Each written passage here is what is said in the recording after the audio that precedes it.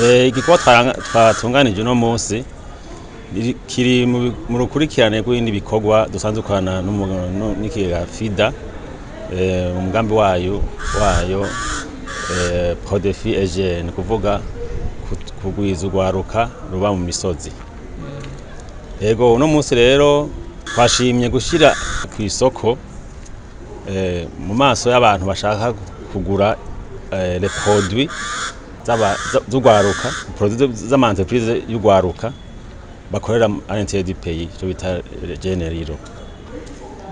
Imbere yuko tugira ibi twakoze ibindi bikorwa. Igikorwa ca mbere nico kubigisha icyo bita formation théorique na pratique, hanyuma tuhagira icyo bita accompagnement. Nyuma accompagnement rero baca bagira umwimbu. Uwo mwimbu rero hagera igihe babura aho bawushorera kubera kutamenya.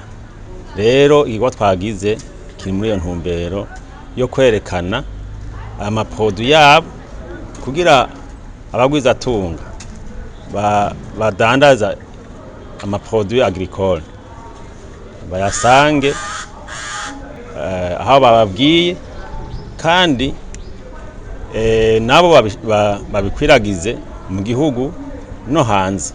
Je noshima cyane kubera abo twatumiye bene kurenga bararenze, bicerekana yuko amaproduit yabaye menshi, umwimbu wabaye mwinshi, haba umwimbu utahinguwe n'uwahinguwe. Rero bose nkuko mwayibonye bafise amaproduit benshi banayaguze. Ikindi kigira kabiri, ubushikiranganji butatu bwaserukiwe, kandi bakaba beyemeje nabo nyene ko bagiye kubafasha mu bintu urwaruka nyene rukeneye. Je mbona yuko uwo munsi ntukwiye, mugabo je mbona yuko washitse ku ntambwe kubera ubuhinga basanze yene ifise. Bwa mbere na mbere umwumenya yuko yene ifise abagespert barenga 28, ikabikorana na Prodefi EGN mu mafiliere arenga 12. Nkuko nabakubwiye ama etape ducamwo kwigisha théorie, pratique, accompagner, mentorship, gushika aho baproduiza baronka ca ya fruit.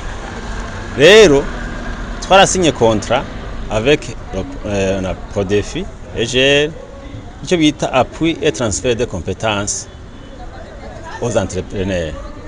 Ibyo rero tuzobibandanya. Hanyuma aho n'ikindi kijanye muri ibyo bikorwa bivuga yuko tuzobananya naho Prodefi tobananya ibikorwa byayo ko bisanzwe biri organize, yuko tuzobananya dukurikirana urwo rwaruka n'inyuma achèvement de Prodefi. Rero ibikorwa twacari kumwe tuzobana tubikora.